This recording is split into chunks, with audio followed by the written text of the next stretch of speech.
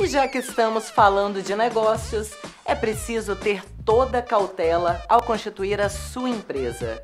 Quem comenta é o advogado Eupídio Diogo, que se especializa em direito empresarial pela Fundação Getúlio Vargas. Olá, inicialmente eu gostaria de agradecer ao convite para apresentar esse quadro que vem contextualizado no momento que o empreendedor Fernando Cobb vem trazendo dicas de empreendedorismo. Em razão disso, julguei importante falar sobre o momento inicial da empresa, que é a constituição da sociedade.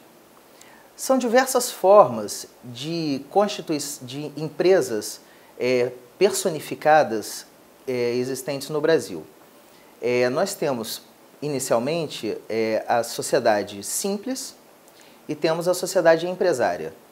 Falando da sociedade empresária, que é aquela que tem mais procura e, em razão da sua simplicidade, é aquela que verdadeiramente atende aos anseios do empreendedor, nós podemos falar da empresa individual de responsabilidade limitada e da sociedade limitada, que anteriormente foi chamada de sociedade de responsabilidade limitada. Com o novo Código Civil, simplificou-se isso, hoje é somente sociedade limitada.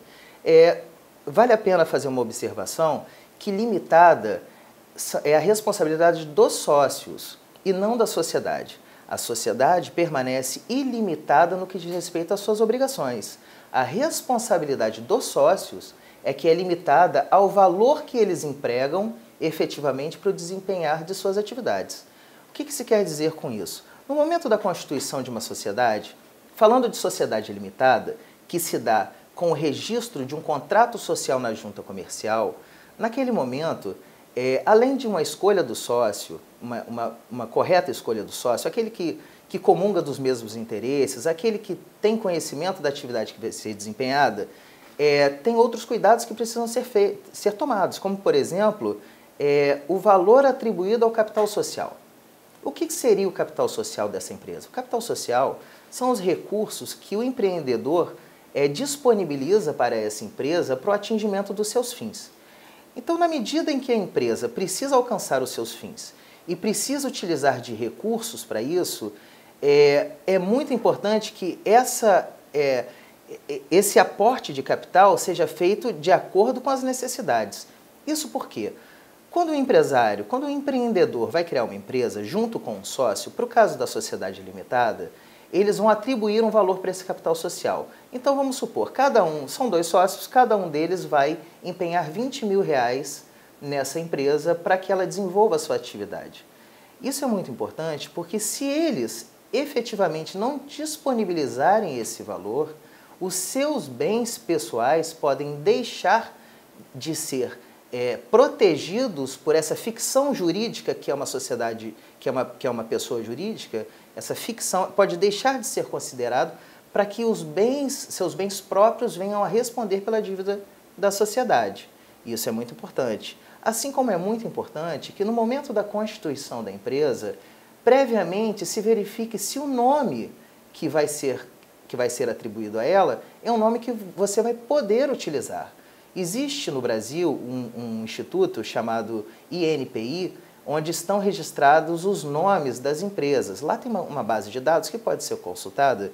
Então, antes de você atribuir um nome para a sua empresa, antes de você registrar o seu contrato social, vale a pena fazer essa busca para que, posteriormente, você não tenha que alterar o nome da sua empresa por estar usando um nome de uma empresa que já existia quando da constituição da sua sociedade.